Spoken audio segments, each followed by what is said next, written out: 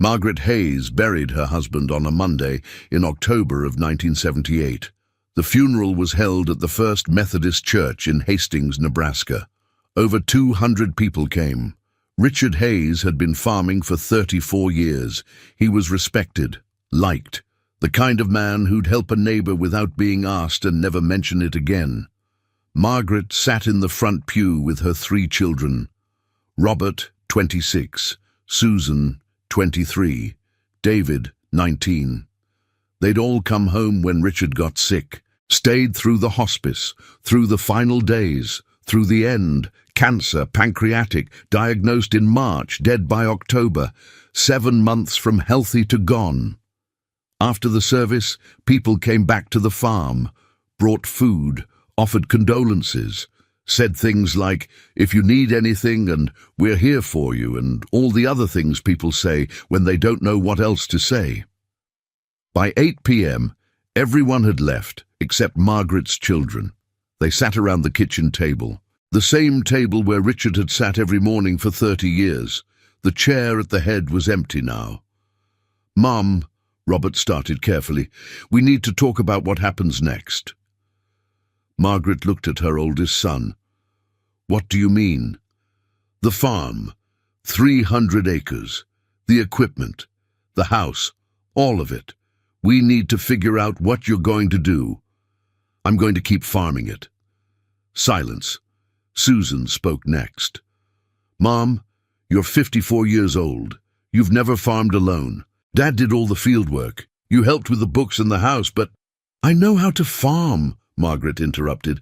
"I've been on this land for 32 years. I know every field. I know the equipment. I know what needs to be done." "But can you physically do it?" Robert asked. "Running a tractor 12 hours a day, maintaining equipment, hauling grain." "Mom, it's not that we don't think you're capable, but—" "Then what is it?" "We're worried about you. We don't want you working yourself to death, trying to keep this place going out of stubbornness or sentiment." Margaret's jaw tightened. "This isn't stubbornness. This is my home. This is what your father and I built together. I'm not selling it." David, the youngest, finally spoke. "No one said you have to sell it, Mom, but maybe you could lease it out. Let someone else farm it. You'd still own the land, still get income, but you wouldn't have to do the work. Your father and I never leased our land to anyone. We farmed it ourselves. That's not changing." Robert sighed. "Mom, be realistic. Winter wheat needs to be planted in 3 weeks. Can you handle a tractor and a grain drill for that long? Can you do spring planting, summer maintenance, fall harvest, all by yourself?" "I won't be by myself. I'll hire help when I need it." "With what money? Mom, do you even know what the farm's finances look like?" Margaret stood up. "I know exactly what they look like. I've kept the books for this farm since 1946. I know what we have, what we owe, what we can afford. Your father and I ran this operation together, not just him, both of us." She looked at each of her children. "I appreciate your concern, I really do, but I'm not selling this farm. I'm not leasing it out. I'm farming it. And that's final." She walked out of the kitchen and went to bed. Tuesday morning, Margaret woke up at 5 a.m. Same time she'd woken up for 32 years. She made coffee, sat at the kitchen table alone. Richard's chair was still empty. She cried for 10 minutes. Then she wiped her eyes, drank her coffee, and went out to the machine shed. The equipment was all there. Richard's 1968 John Deere 4020, his 1974 4430, the grain drill, the disc, the plows, all of it maintained meticulously because that's how Richard was. Margaret had driven these tractors before. Not often, but enough to know how they worked. She'd helped with harvest when extra hands were needed. She'd hauled grain to the elevator. She'd done plenty of farm work over the years, even if Robert didn't remember or didn't think it counted. She climbed onto the 4430, started it up. The engine roared to life. She let it warm up, then drove it out to the equipment yard and began hooking up the disc. It took her an hour. She hadn't done it in a while, and the pins were stiff, but she got it done. Then she drove out to the east field and started working the ground. The tractor was loud, the cab had no air conditioning, the diesel fumes were strong. The work was repetitive and exhausting. Margaret worked until 2 p.m. Then she came back, parked the tractor, went inside, and collapsed on the couch. She was 54 years old, and her body wasn't used to 8 hours on a tractor anymore. Her back ached, her hands hurt. She was exhausted, but she'd done it. She'd worked the east field, proved to herself that she could do this. Wednesday, she did it again. Different field, same process. Wake up, coffee, tractor, field work until exhausted, come home, collapse. Thursday, she worked through the pain. Her children called. She told them she was fine. She wasn't fine, but she was determined. By Friday morning, Margaret had worked 4 straight days. She'd disked 3 fields. She was sore, tired, and running on fumes. And that's when Richard's family showed up. Before we go any further, I need you to understand something about Richard's family. They hadn't visited the farm in 8 years, hadn't called in 6 months, didn't come to the hospital when Richard was dying, showed up to the funeral late and left early, but on Friday, 5 days after the burial, they drove up to Margaret's farm with papers and a plan. If you want to know how a widow defended her land from people who wanted to take it from her, hit that subscribe button right now, because what happened on that Friday changed everything. 3 vehicles pulled into the driveway at 10 a.m. Friday morning. Richard's brother, Thomas Hayes, his sister, Patricia Morrison, Patricia's husband, Charles, and a man Margaret didn't recognize in a suit. Margaret was in the machine shed doing maintenance on the 40-20 when she heard the vehicles. She came out wiping grease off her hands. Thomas got out of his truck. He was 62 years old, owned a hardware store in town, hadn't farmed a day in his life. Margaret, good to see you. Thomas, Patricia, what brings you out here? We need to talk. Can we go inside? Margaret looked at the 4 of them, at the serious expressions, at the man in the suit carrying a briefcase. Who's he? This is Douglas Reinhardt. He's a real estate agent, specializes in farm sales. Margaret felt her stomach drop. Why is a real estate agent here? Can we go inside, please? They went into the house, sat around the kitchen table, the same table where Margaret had argued with her children 4 days ago. Thomas started talking before Margaret could even offer coffee. Margaret, we've been talking, the whole family, and we think it's time to sell the farm. This isn't your decision to make. Actually, Thomas said carefully, it partially is. Richard left the farm to you in his will, yes, but he also left certain provisions that require family consultation on major decisions. The real estate agent Douglas pulled papers from his briefcase. Mrs. Hayes, according to the will filed with the county, while you inherit the property, any decision to significantly alter the operation, including selling, requires the agreement of Richard's surviving siblings. Margaret stared at him. That's not true. Richard left everything to me. I was there when we wrote the will. The will was amended in 1975, Douglas said, perhaps without your knowledge. Your husband added a clause requiring family consensus for any sale of the property, which means his siblings have a say. Margaret looked at Thomas, at Patricia. You knew about this? Thomas had the decency to look uncomfortable. Richard mentioned it to us years ago, said he wanted to make sure the farm stayed in the family no matter what happened. And now you're using it to force me to sell. We're not forcing anything, Patricia said. We're being practical. Margaret, you're 54 years old. You can't run 300 acres by yourself. Richard could barely keep up with it the last few years. I've been farming it for 4 days. I'm managing fine.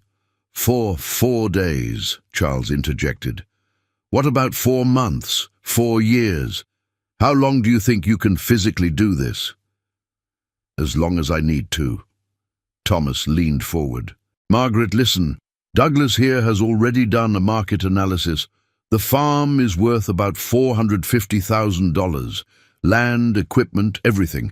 If we sell now, you'd walk away with enough money to buy a nice house in town. Live comfortably. You'd never have to worry about anything again.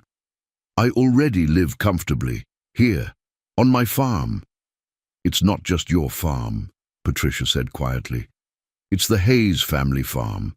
Richard's grandfather broke this ground in 1901. It's been Hayes land for 77 years, and it should stay Hayes land. I'm a Hayes. I've been Margaret Hayes since 1946. You know what I mean. Blood family.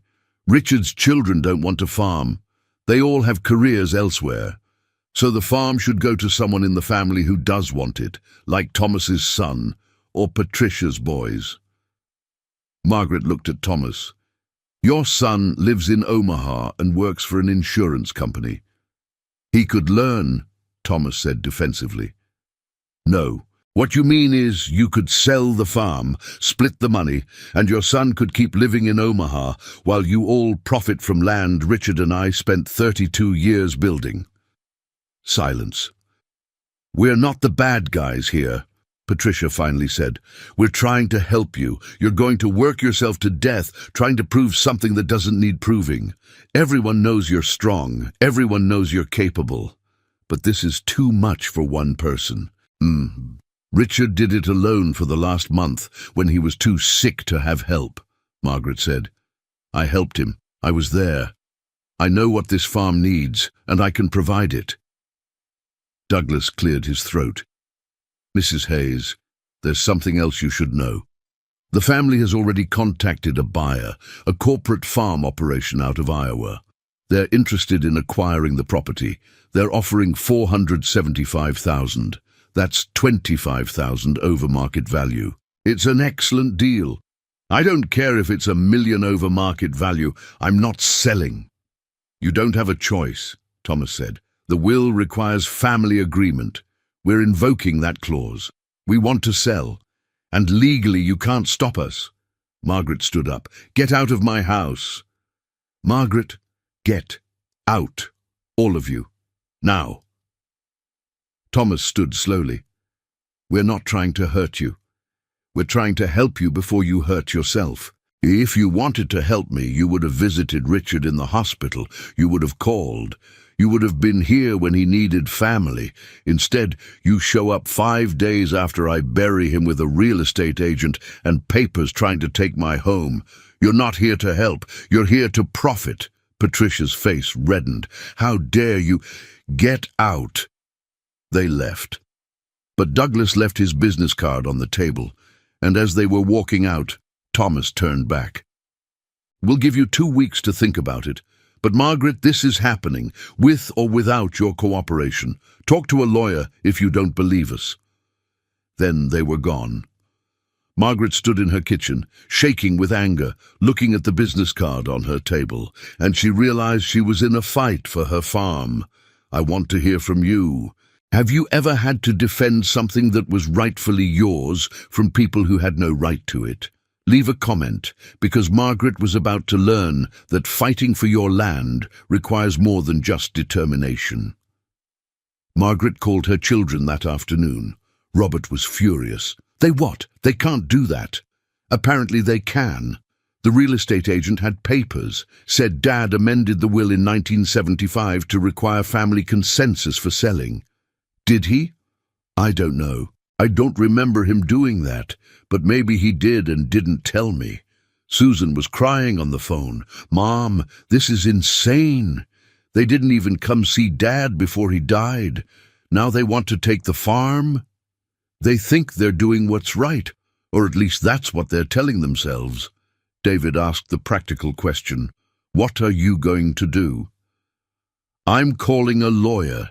I need to know what my rights are, and then I'm going to keep farming, because the best way to prove they're wrong is to show them this farm doesn't need selling.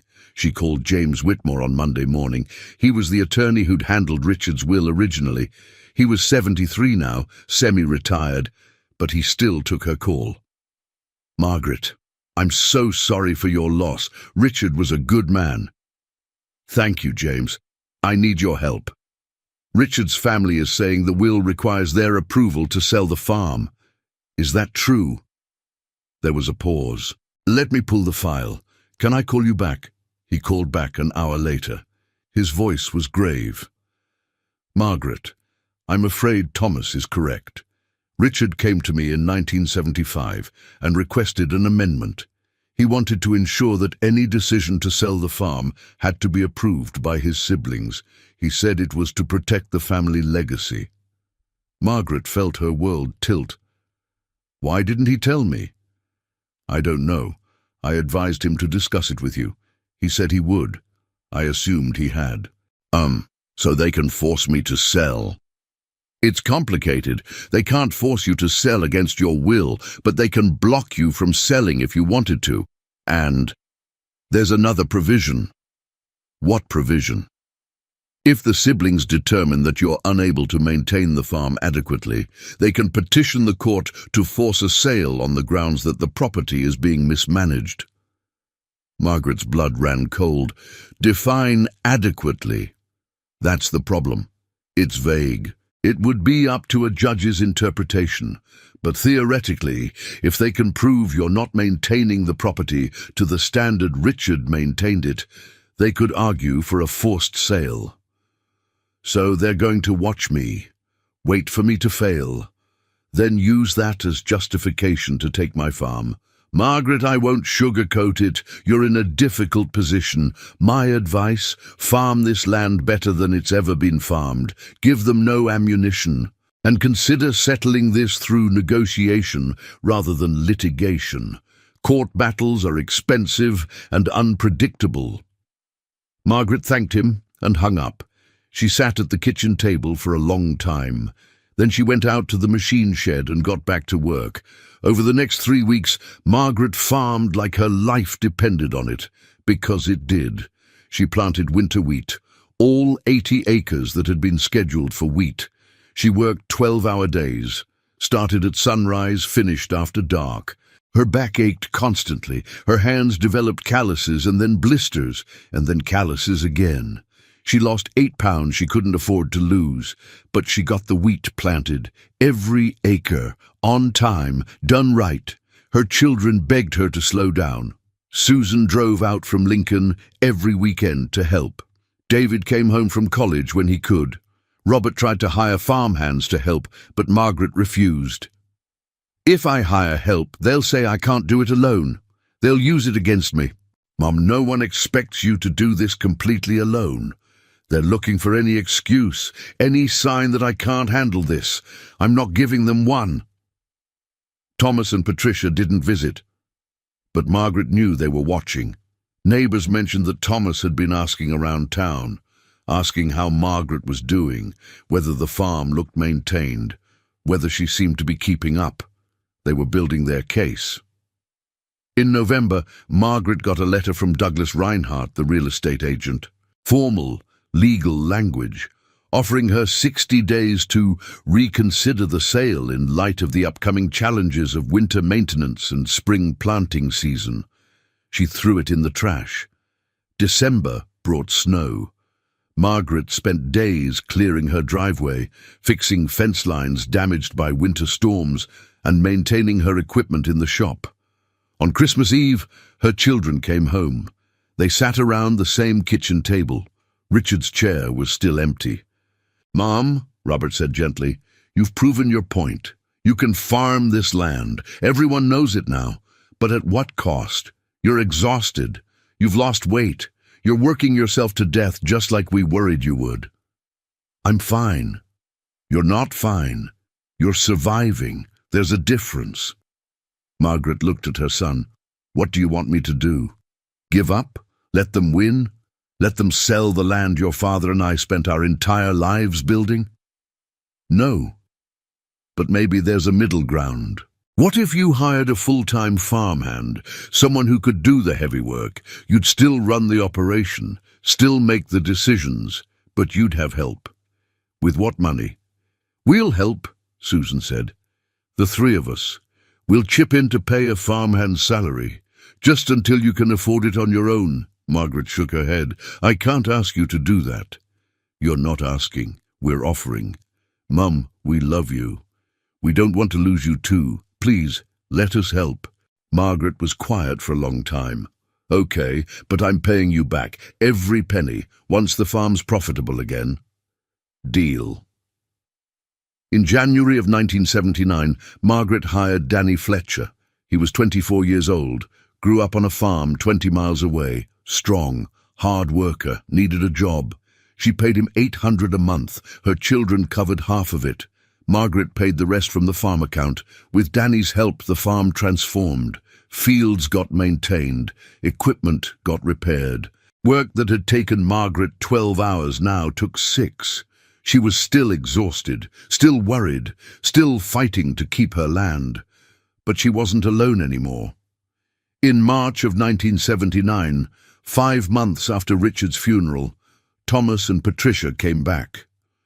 They arrived unannounced on a Saturday afternoon. Margaret and Danny were in the shop working on the 4430 when they pulled up. Thomas got out of his truck, looked around, saw the well-maintained fields, the organized equipment yard, the clean shop. Margaret, place looks good. Thank you. I hear you hired help. I did. Danny Fletcher. Good worker. So you couldn't do it alone after all. Margaret set down her wrench. I'm running a 300-acre farm by myself at age 54. I've planted wheat, maintained equipment through winter, and kept everything running. Hiring one farmhand doesn't mean I failed. It means I'm running a business smartly. Patricia spoke up. We're not here to argue. We're here to make another offer. I'm not selling. Just hear us out. The Iowa company is still interested. They've increased their offer to $500,000. Margaret, that's $50,000 over market value. You could retire, live comfortably, never worry about anything again. I don't want to retire. I want to farm. Thomas sighed. Why are you being so stubborn about this? Because it's my home, because it's what Richard wanted, because I can do this, and I'm proving it every day. For how long? Another year? 5 years? Eventually you're going to be too old, too tired. What happens then? Then I'll deal with it then. But right now, I'm farming, and I'm doing it well. You have no grounds to force a sale. Charles, who'd been silent, finally spoke. Actually, we might. We've been consulting with our own attorney. The will provision about mismanagement, it's broader than you think. It's not just about whether you can farm the land. It's about whether you're maximizing its value. What does that mean? It means that by refusing to sell when offered significantly over market value, you could be argued to be mismanaging the asset. You're costing the estate money by turning down a profitable sale. Margaret stared at him. You're going to sue me for not selling my own home. We don't want to, Patricia said. But if you force us to, we will. Margaret, please, just consider the offer. Talk to your children. Think about what's really best for everyone. I have thought about it. My answer is no. They left again. But as Thomas was getting in his truck, he turned back one more time. We're filing papers next week. Petition for forced sale based on mismanagement of estate assets. I'm sorry, Margaret, but you're leaving us no choice. Let me stop here and ask you something. If someone tried to take something you'd worked for your entire life, how far would you go to keep it? Drop a comment, because Margaret was about to discover that sometimes defending your land requires more than just hard work. Margaret called James Whitmore that afternoon. They're suing me. I know, I received notice this morning. Margaret, I'm going to be honest with you. This is a difficult case. The will language is vague enough that a judge could interpret it multiple ways. What do I do? You fight. You document everything. You prove that you're not mismanaging anything. You show that the farm is profitable, well-maintained and operating successfully. And you hope the judge sees this for what it is, a greedy family trying to profit off a widow. Will that work? I don't know, but it's your best shot. The court date was set for May, 2 months away. Margaret spent those 2 months farming harder than ever. She and Danny planted all 300 acres, corn and soybeans. They worked dawn to dusk, kept meticulous records of everything, every expense, every decision, every maintenance task. She hired an accountant to prepare financial reports showing the farm's profitability, hired a surveyor to document the property condition, gathered testimonials from neighbors about the farm's appearance and operation. She was building her case. Her children helped. Robert hired a photographer to take aerial photos of the farm. Susan compiled decades of financial records showing the farm's history. David reached out to other farmers in the county, gathering statements supporting Margaret. The family that had tried to divide the farm ended up uniting against the threat. The hearing was held on May 15, 1979, 7 months after Richard's funeral. The courtroom was small, County Courthouse in Hastings, Judge Morrison presiding. Thomas and Patricia sat on one side with their attorney. Margaret sat on the other with James Whitmore. The hearing lasted 4 hours. Thomas's attorney argued that Margaret was mismanaging the estate by refusing a significantly over-market offer, that she was being emotional and irrational, that she was operating the farm inadequately given her age and physical limitations. James countered with financial records showing the farm was profitable, with photographs showing immaculate maintenance, with testimony from Danny Fletcher describing the operation's success, with statements from neighbors praising the farm's condition. And then James called Margaret to testify. She sat in the witness box and told her story. About 32 years on this land. About building the operation with Richard, about learning every field, every piece of equipment, every aspect of farming, about the last 7 months, running it alone and succeeding. Thomas's attorney cross-examined her, asked about her age, her physical capability, whether she could maintain this pace for years to come. Margaret looked directly at the judge when she answered, "I don't know if I can do this for 10 more years. I don't know if I can do it for 5, but I know I can do it today and tomorrow and every day until I can't. This land isn't just an asset to be sold to the highest bidder. It's my home. It's my life's work. It's what my husband and I built together. And I have the right to live on it and farm it for as long as I'm able." His family didn't care about this land when Richard was alive. They didn't visit, didn't call, didn't help when he was dying. They only care now because they see dollar signs. I'm not mismanaging anything. I'm protecting something precious from people who only see its price tag. The judge was silent for a long moment after she finished. Then he announced his decision. "I've reviewed the will language. I've considered both arguments. And I find that Mrs. Hayes has demonstrated more than adequate management of the property. The farm is profitable, well-maintained, operating successfully. The mere fact that she declined a sale offer, regardless of price, does not constitute mismanagement. She has the right to live on and farm her own property. Furthermore, I find the timing and nature of this petition troubling. The petitioners showed minimal involvement in Mr. Hayes's life before his death and minimal support for Mrs. Hayes after. This appears less like genuine concern for proper estate management and more like an attempt to profit from a recent widow's property. Petition for forced sale is denied. Mrs. Hayes retains full control of the property. Case dismissed. Margaret exhaled for what felt like the first time in 7 months. Thomas and Patricia left the courthouse without speaking to her. Margaret never heard from them again. She farmed that land for another 18 years, until 1997, when she was 73 years old and finally ready to retire. She sold the farm then, not to a corporation, to a young farming couple just starting out, gave them a below-market price and seller financing they could afford. "Richard and I started with almost nothing," she told them. "Seems right to give someone else that same chance."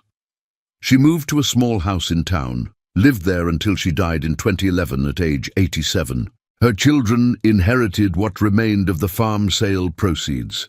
They split it 3 ways, used it to pay for their children's college educations, and every one of Margaret's grandchildren heard the story of the woman who buried her husband on Monday, ran his farm despite everyone's doubts, and defended it against her own family's greed by Friday. The woman who proved that a widow could do what no one thought possible. Not because she was superhuman, but because she refused to let anyone tell her what she couldn't do. So let me leave you with this. Right now, someone's telling you you can't do something, that you're not strong enough, not capable enough, not qualified enough. But she buried her husband on Monday, was told she couldn't farm his land, was told to sell, was told she'd fail. By Friday, his family came demanding she sell. She refused, she farmed, she fought, she won. Not because it was easy, but because it was her home. Her life, her choice, and no one, not her husband's family, not a real estate agent, not a judge, could take that from her without a fight. If this story changed how you think about what widows are capable of, about fighting for what's yours, and about refusing to give up when everyone expects you to fail, do 3 things. First, subscribe for more stories about people who defended what mattered against impossible odds. Second, drop a comment. Have you ever had to fight to keep something that was rightfully yours? Third, share this with someone who needs to hear that they're stronger than anyone gives them credit for. She buried her husband Monday. His family came Friday demanding she sell. She farmed that land for 18 more years instead, and she proved that the only opinion that matters is your own. Thanks for watching. I'll see you in the next one.